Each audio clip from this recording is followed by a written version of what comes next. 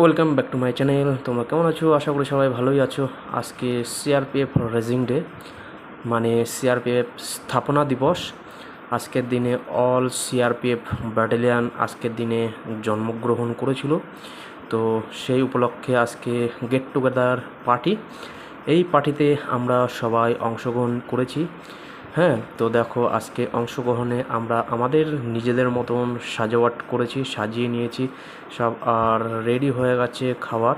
আর আমরা দেখো সবাই বসে আছি এখন, ওয়েট করছি আমরা মুখ্য অতিথি যে আমাদের চিফ গেস্ট, তার ওয়েট করা হচ্ছে।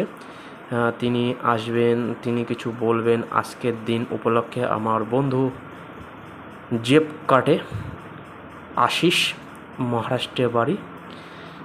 কোথায় বাড়ি সেটা বলতে হবে না, এইটুকু জানি মারাঠি এইটাই।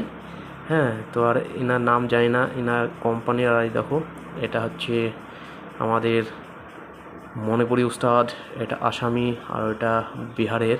তো আমরা সবাই এক জায়গায় বসে গেট টুগেদার পার্টিতে অংশগ্রহণ করেছি।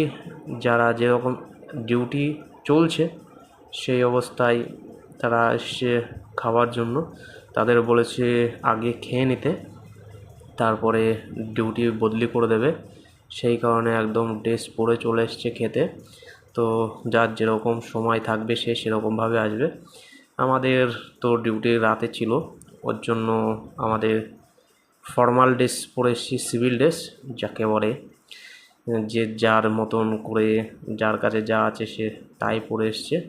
এই দেখো, আমি ফোনটা ধরার মতন কেউ ছিল না, তো আমি নিজেকে নিজের মতন করেই ফোনটা ধরেছিলাম। কিছুটা দেখাতে পেরেছি, আবার চেষ্টা করব যে আমি আবার দেখানোর যে কোথায় বসেছিলাম।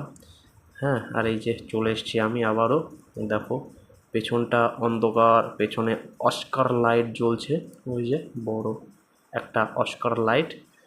সেই হিসাবে আমরা সবাই আমাদের মতন বসে আছি। ওই যে দুটো জলের জার, ডাস্টবিন, হ্যাঁ, ওখানে প্লেট রাখা রয়েছে, সব দিয়ে যাবে যাদের খাবার বাটার জন্য বলেছে বা খাবার পরিবেশনের জন্য যাদের আগের থেকে বলে রেখেছে, তারা সব রেডি করছে, তারাই সব কিছু দেবে, থালা মালা সব দিয়ে যাবে, খাবার দেবে।